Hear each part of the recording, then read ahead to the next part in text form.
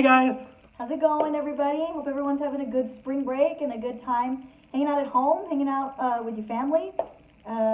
We're hoping to reach out to you guys in this time because we know that it's getting a little crazy out there, and we don't want to let that stop us from sharing Jesus' love for you, just like the way we want to remind ourselves that Jesus loves us. Just in case you live under a rock or something, or you just don't know who we are, my name is Lourdes. I'm Andrew. And we do high school youth ministry here at Christ the King Cathedral in Lubbock, Texas. Ooh. And we're super excited to take this innovative way of reaching out to you guys and continue to do our youth ministry in any platform that we can. Right? So, if y'all don't know, we will not be meeting on Sunday nights due to all the stuff that's going on. But that's not stopping us. Me and Lourdes put together this idea, our brains collided, and we said, how can we reach y'all? And this is the best way we came up with. It's a work in progress, so let us know how it's working for y'all. We have a lot of cool things planned, hopefully, and we'll go from there. And again, we miss y'all. Not seeing y'all every week has kind of been a bummer, but hopefully y'all are doing good and y'all are keeping up everything that's going on. So. Yeah, for sure. We definitely really do miss you guys. Hopefully you miss us. We know that things can get a little bit, I don't know what you want to say, stagnant during this time, especially when it comes to our faith.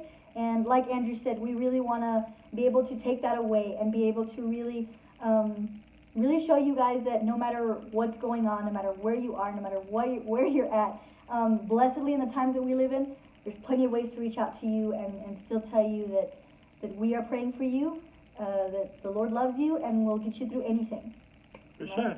So know that we're praying for you guys. Hope you're praying for us as well. We can always use those prayers. We'll keep y'all in prayers throughout this time while we can't see y'all. And let's go ahead and get this youth night started. It's like we start a regular youth night, and for those who don't know how we start youth night, we go around saying our high lows. So give us your high of the week and give us the low that you had in the week. And ways that you can do this at home is whatever social media platform you're watching this on, Facebook, you have the Twitter, we'll probably put a link on Instagram, YouTube, whatever social media you're watching this on, go ahead and comment your highs and lows so that way me and Lourdes and I can interact with y'all. We can be praying for y'all on y'all's highs and lows and just kind of letting us know how y'all's week's been. So Lourdes, why don't you start us off? Yeah, for sure. I'll start with my low for the week. I work at a grocery store. And so the last couple weeks have been absolutely insane. So that'd probably be my low, is seeing how people can really fight over some beans. It's insane. Toilet paper. And toilet paper. Yeah, that too. My high for the week would definitely have to be finally getting to see my friend. And hadn't seen him in a good minute. Because I'm awesome. So yeah. Okay, my turn. Let's see, my low was, actually a good question. What is my low?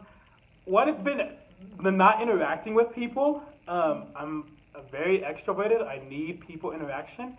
So it's kind of been not getting to hang out with all my friends like I'd want to, not getting to see my friends for quite a while. Lourdes was sick, so I didn't get to see her for a little while.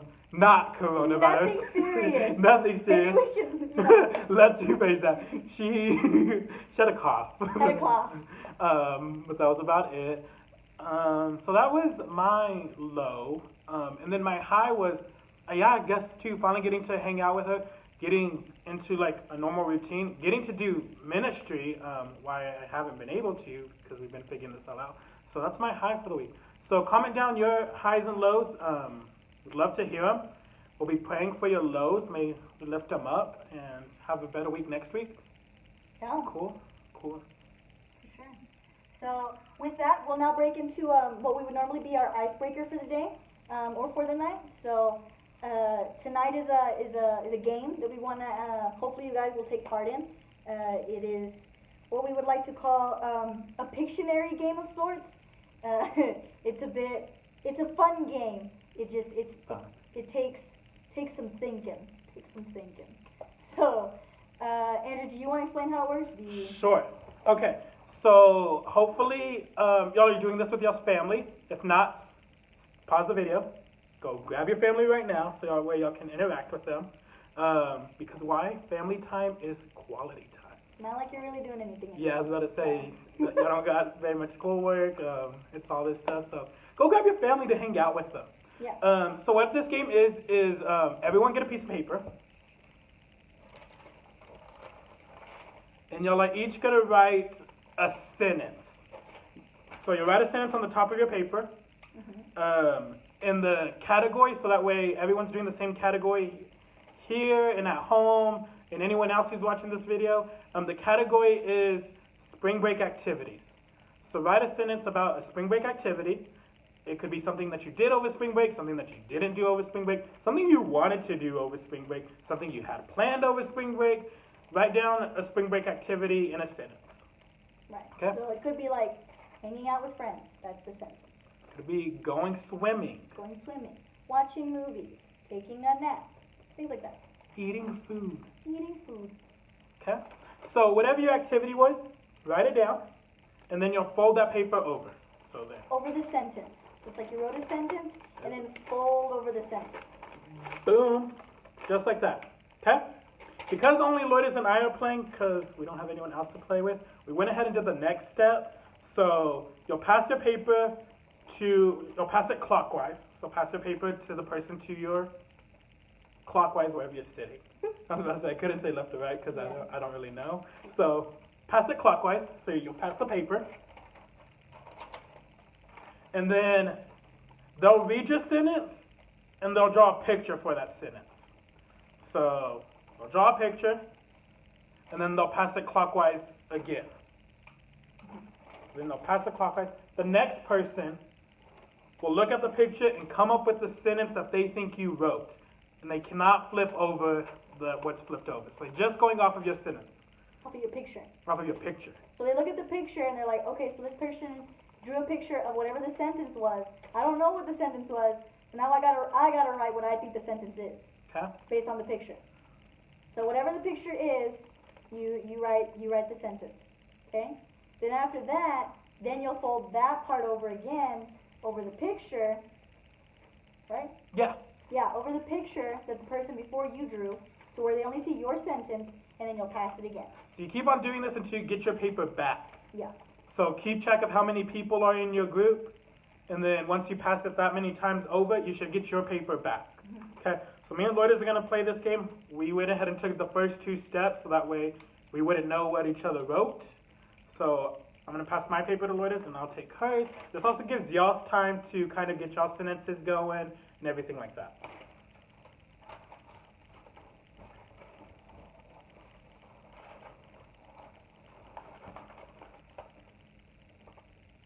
Does it say grr? Yay. I'm very good at drawing, guys. Supposedly. Okay.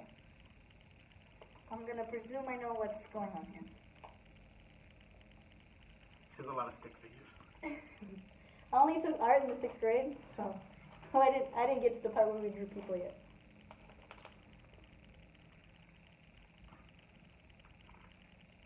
What makes a grr sound? I didn't know how else to Okay. put it. Okay, so then once I looked at her picture, I fold it over and then write my sentence. Okay?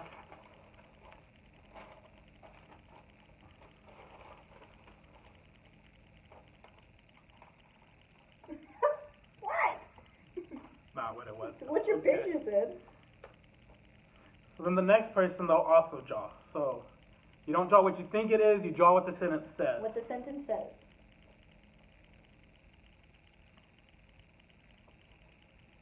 Again, this is more fun with more people, so grab your family. Me and Lourdes only playing with us two, because it's all who's here right now. Social distancing. Social distancing. It's important.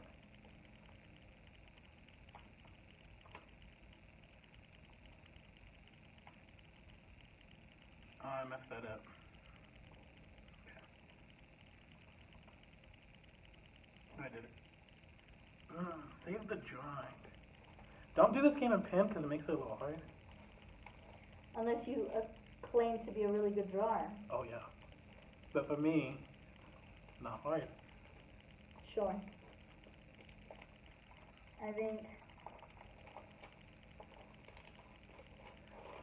I just like to draw little stick figures.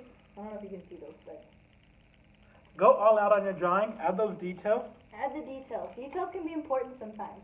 Well, details can also throw it way off. So we'll pass these back, and then we'll pass it one more time, and then we'll see what we get.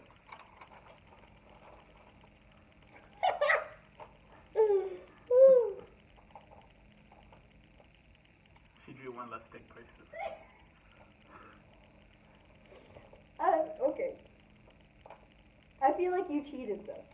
Did not.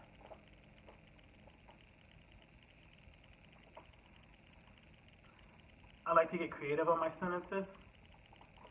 So if the picture's not very good, get creative with it.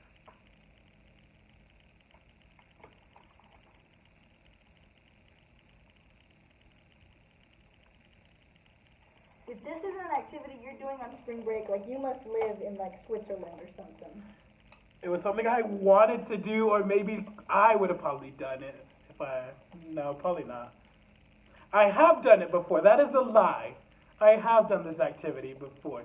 Last year. In the summer. I don't recall doing this. I hope you guys' sentences and drawings are coming out way better than ours because it's not very good here, guys. we're trying. Okay, so then when you pass it back, and then you get your paper back. And it either ends with a sentence or a drawing. On ours, it ends with a sentence. So, I'll start. My first sentence was, hiking in the mountains. Basic sentence. So, I'm going to show you I'm going to show you the picture I drew. Okay. So there it is in the mountains. Yay. That was like a bear because I couldn't think of anything else that lives in the mountains. Bears probably don't live in mountains. They live in the mountains. But it says grr. Okay. Then the next sentence she wrote was going hiking with dogs. Dogs go grr. Dogs don't say grr. Yeah, they do. So I drew the mountains again. There's the clouds, the sun, and drew the mountains. And then because she said a dog, dogs say bark. So I drew that. When they're angry, they go grr. So I made that. And then the last sentence ended with running through the mountains to my dog. Wasn't very good, guys. If you look at the picture, I mean, based off of context clues. It wasn't very good. Okay, well, I think Andrew cheated. Either that or my drawing was just absolutely epic and he figured it out. So my sentence to begin with was, I like to work out. This is a fictional sentence. I feel like I should clarify that. So then I drew this top work of stick figures. So like there's somebody running on the treadmill. That's what it's supposed to be. And then they're like lifting weights here, and then like, they're lifting more weights here. And so then Andrew put lifting weights and working out, which I suppose is more or less the same as the sentence, except Why? I said Because I'm good at I this game. like to work out, whatever, okay? And then, so then again I drew more people lifting dumbbells. I guess by this point you could take that either as like maracas or something at this point. But Andrew was really good, he was really perceptive. So then he ended it with lifting weights, to be specific, dumbbells with another person. I would like to just point out that although Andrew might have gotten the overall context of it, his grammar's really bad. And he didn't spell another correctly, so I feel like that should have been. What did I not spell correctly? Another, you forgot the R. I was in a hurry. Okay? So, something y'all can do with y'all's friends, family, whoever y'all are with. Family because y'all are at your home. Hopefully, you better be at home. I know you ain't chilling over there with Tommy, trying to play this game with him and his family. Poor Tommy's band self. Okay? So, we want to see y'all's creations. So, hopefully they're better than ours. Because they're not very good. You probably can't see it, but again, better than that. Dogs say bark. Dogs also growl. That's what they do when they're mad. Okay? Ways that we can see these creations is, again, post it on Instagram, Facebook, Twitter, whatever you kids are using these days. Post it on there. Post it on them and like tag us. Yeah. You can tag CTK Youth Ministry, CTK Youth. I think that's it. I don't know our other handles, but find us on Facebook, Instagram, Twitter. We all have one. And use the hashtag. I want to be like those YouTubers where it's like, and then that hashtag pops up. But we're not there yet because we have a poor budget. So use the hashtag. Oh, you know what? Is this gonna be like reversed?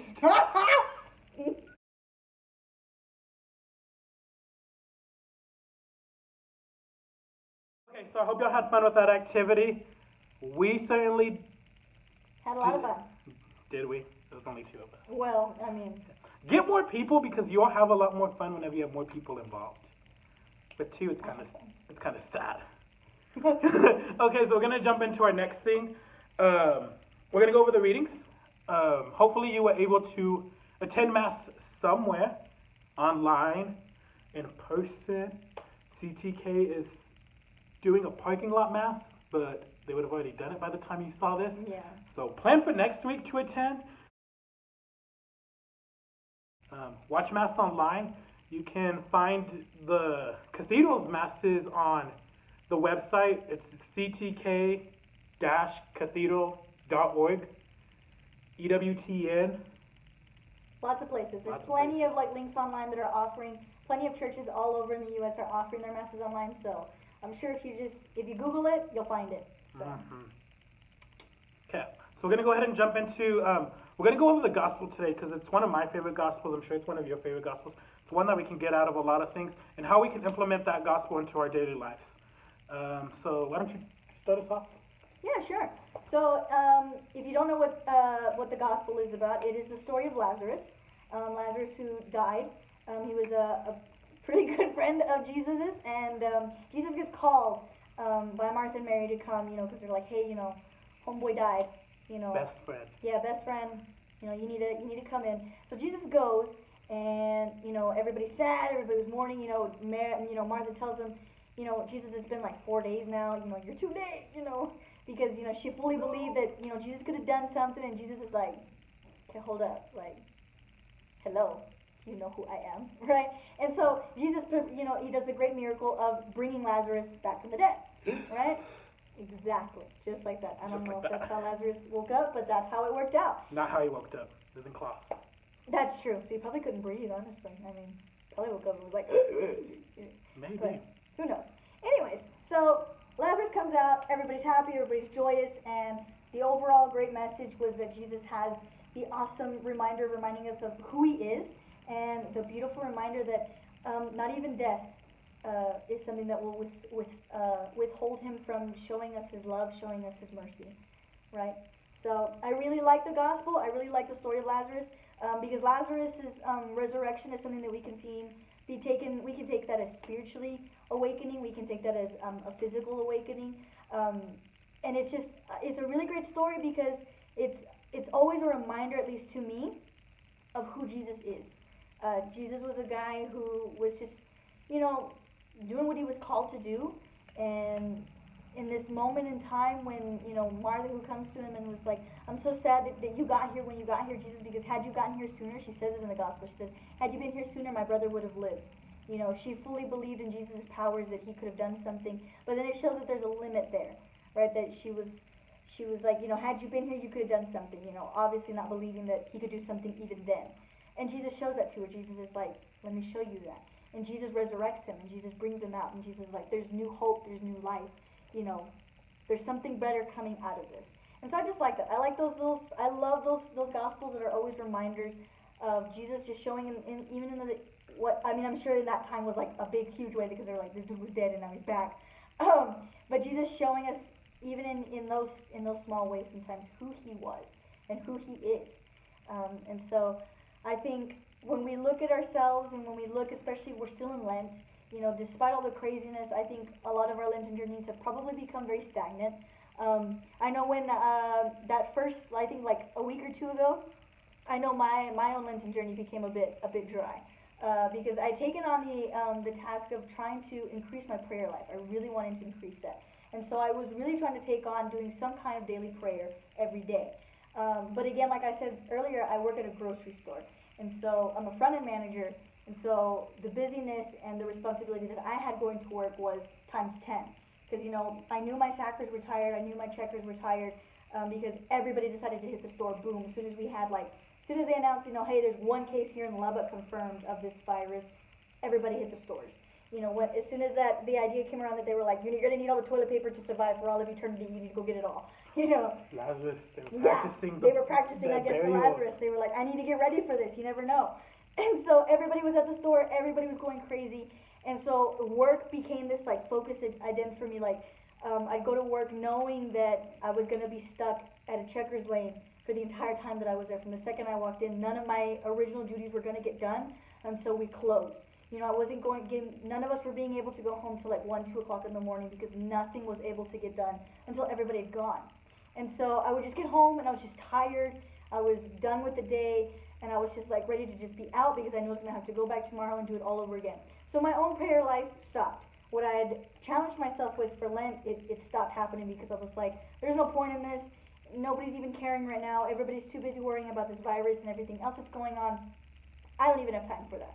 So reading this gospel was a really good awakening and a good eye-opening for Jesus reminding me like, hey, like, just because you think that it was too late and because you think that something else came in, you know, this virus and all this craziness and everything else that was going on, that you think it was okay for you to just stop because there was no point. Let me remind you that there is hope. There is something happening.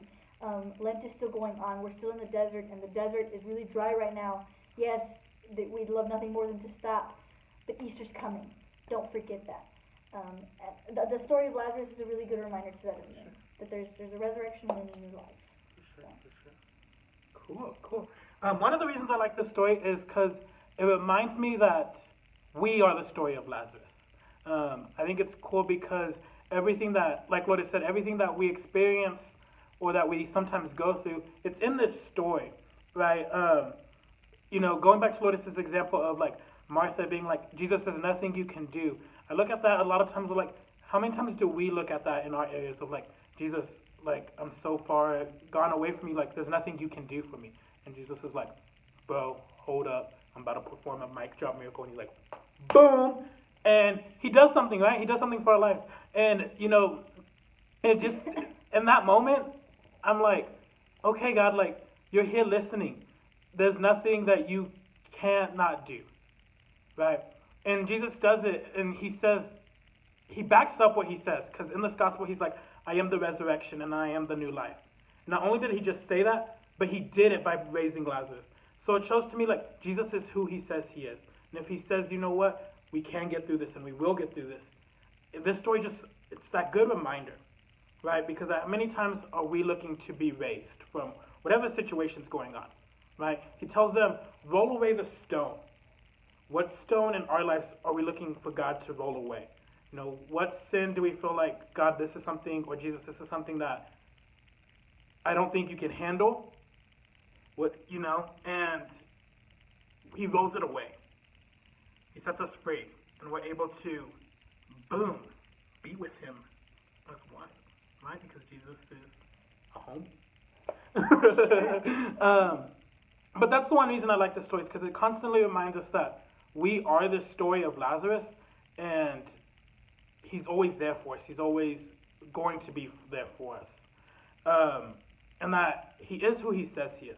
You know, whenever we were playing the game earlier, and you're probably thinking, like, why did I have to use the hashtag Lazarus Pictionary? Because, like, as we wrote away that paper, able to see that full sentence, like, that's what God did. Well, that's what Jesus did, you know.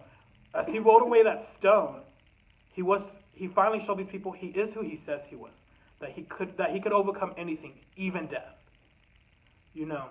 And that's what's so powerful to me, is that it's that constant reminder that he can't overcome anything if we let him.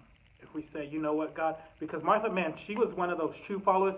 She had faith all the time, but this one time she said, Jesus, if you would have been here sooner, And I think we all get that times in our lives, at least I know I have, where it's like, God, if you would have been here a little bit sooner.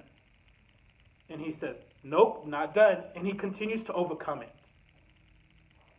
So that's where we took the gospel.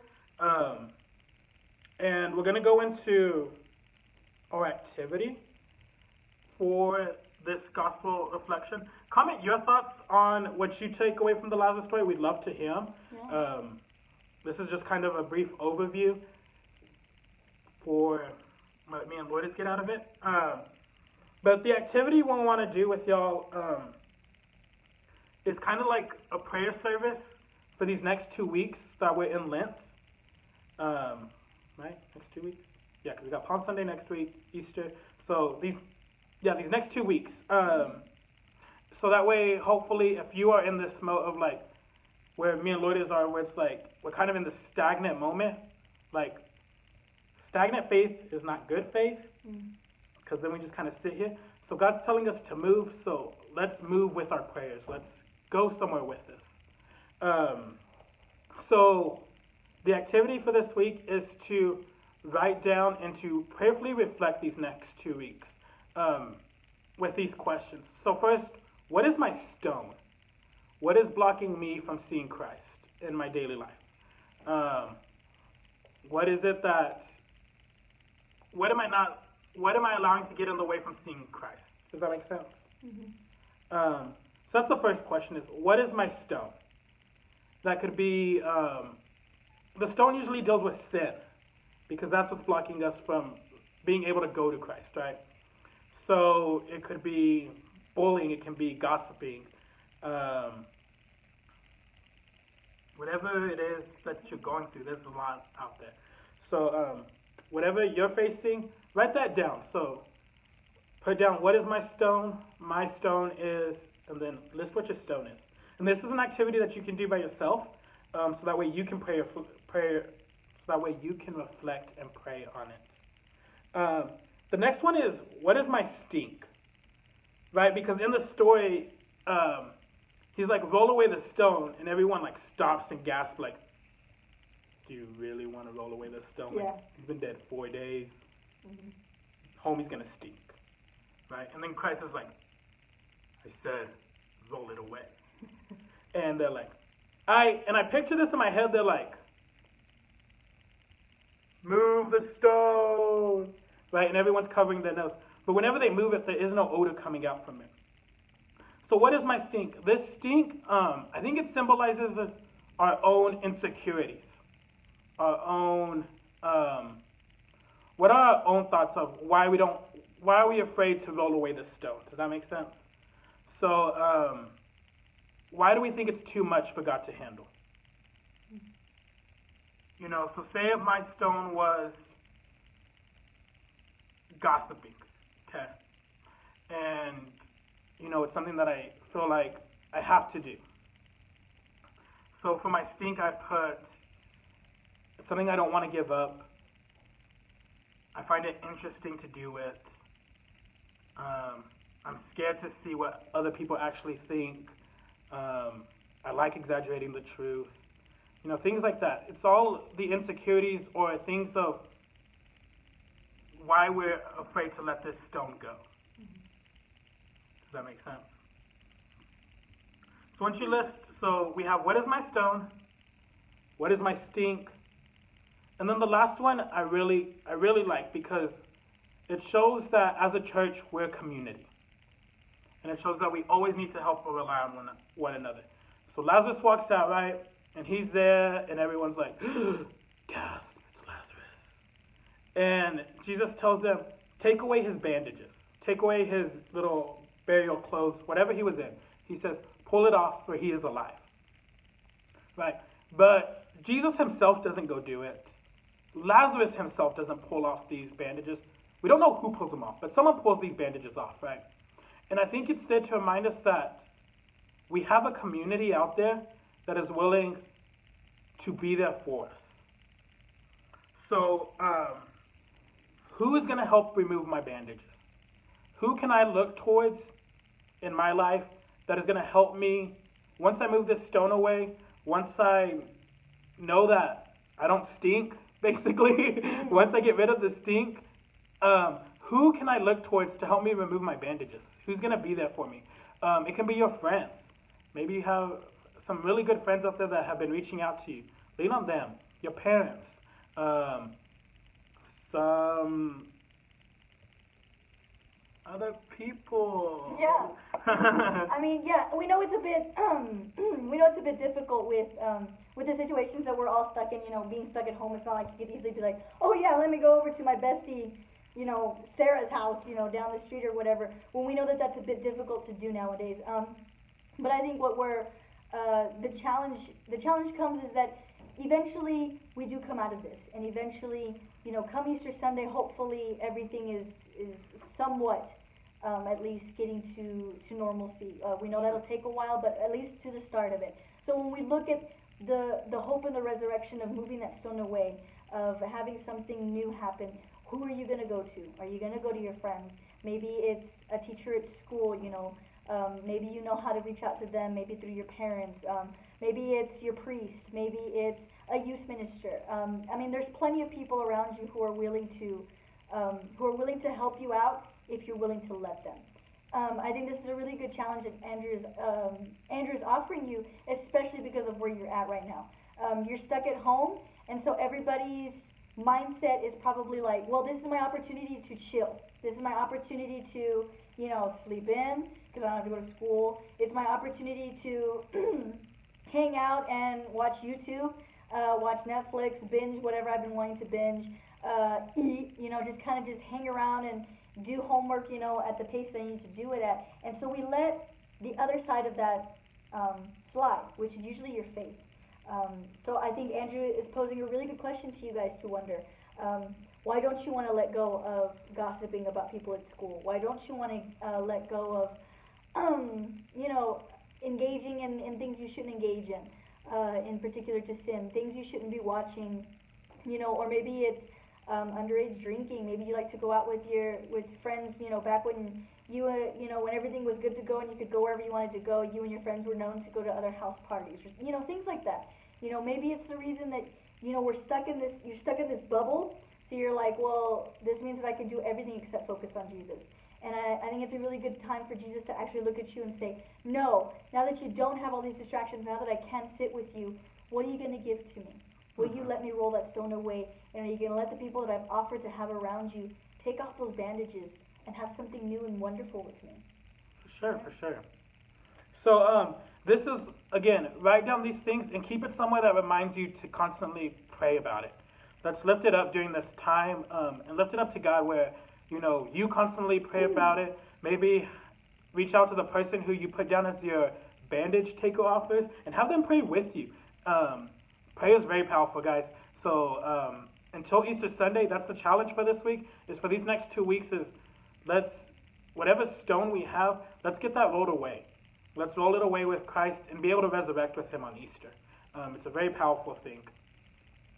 Yeah. Anything else you want to add? Keep in touch with us. Let us know if there's any way that we can possibly pray for you. As always, no matter how it is, Andrew and I always want to try and make ourselves available to you guys, and we want to make sure that stays even in all this craziness.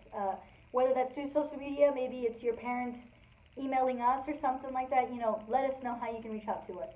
Again, we will be trying to keep up through the social media accounts that we have with the CTK Youth account. So please reply, send direct messages if you need to, whatever it is that you want to do. That we can better way to keep you and ourselves going in this through the ending of this almost done Lenten journey. For sure. So we're going to close out in prayer. We'll have a couple of announcements, and then that's it for our first virtual youth night, guys. I hope y'all enjoyed it. These will get better if y'all did it. But just know that we miss y'all and we're always praying for y'all. That wraps it up. Just a couple of announcements. Not really announcements, I guess, just kind of heads up. So and that's all we have to let you guys know about. I'm looking at my notes. If y'all wondering why we keep on looking down, I have like notes sitting down there, so that way y'all wouldn't be able to see them. Professionalism. But we tend to look down a lot. So this will continue on for the next couple of weeks, like we announced. So follow us on Facebook, Instagram, social media. Well, Twitter is what I meant. Like Twitter. that was social media. All the social medias. And now YouTube, because this is going to be going up on YouTube, and it's not coming down.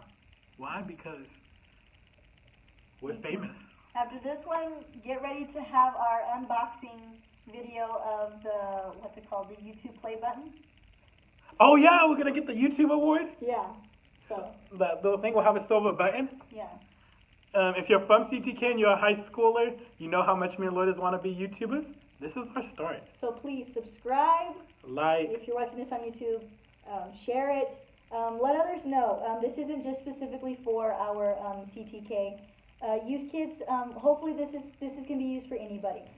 So share it with your friends. Share it with people who maybe they're just bored at home and they want something to do. Maybe your routine's getting a little, boring. I don't know.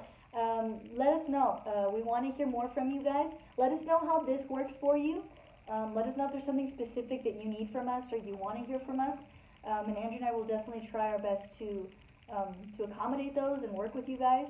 Because we do really want to keep, we don't want to let our youth nights go to waste. We miss hanging with you guys. We miss you laughing at our lame jokes. So hopefully there's some ha-ha-has happen on the other side of that screen. Because we are lame. Yeah. So at best, let your mom and dad watch it. For sure. Let them get to know Lourdes and Andrew. Yeah. Speaking for all the other youth ministers, guys, they miss y'all as well. Hopefully next week we will have a message from them reaching out to y'all as well. So stay tuned for that. And until next time, guys, we're praying for y'all. We love y'all. Jesus loves you. Even more important, He loves you. He loves you. And yeah, I think that's it. So we really don't know how to end these youth nights because we usually just tell our kids, okay, bye, get out of here. And